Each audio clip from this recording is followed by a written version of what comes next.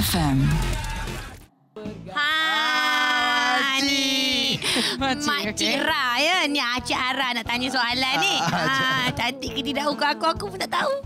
Sekarang ni Acik Ara nak tanya. Selalunya orang kalau datang beraya ni kan, selalu tanya, siapa kat sebelah tu Hakim? Jawab.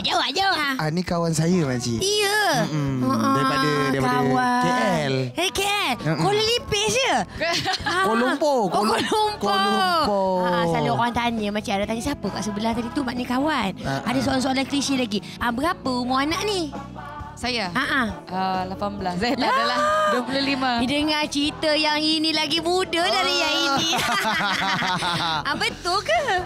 Bulan je lah. Oh, bulan je. Cina juga. Cik Ara nak bagi tahu kalau perempuan yang lebih berusia ni tak apa. Orang tua kata rezeki banyak masuk. Nanti orang tua je suruh cakap tepuk-tepuk ni. Mesti Okey. Nak tanya soalan. Ini soalan ni pakcik kau suruh tanya.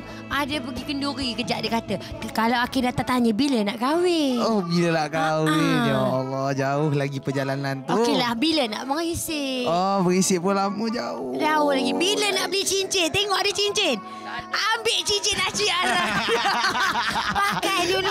Pakai tak apa. Ini cincin tikam hari tu beli dekat ni. Masa bulan puasa. Tak apalah, aku letak kat jari kelingking ya. Tanya lagi. Lepas kalau bila balik tu kan, pernah ke pegang tangan?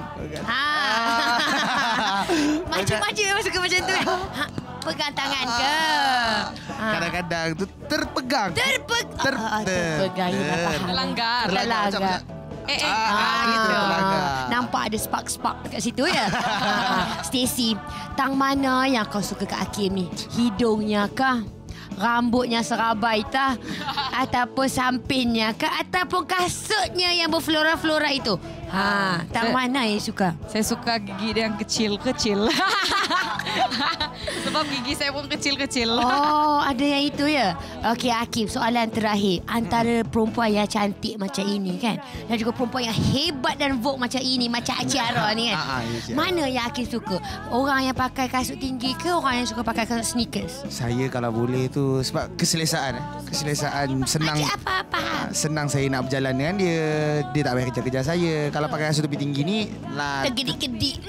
Jauh tertinggal nanti. Jadi kalau boleh nak sneakers lah. Sneakers kenapa tak cakap daripada tadi? Angkat kaki.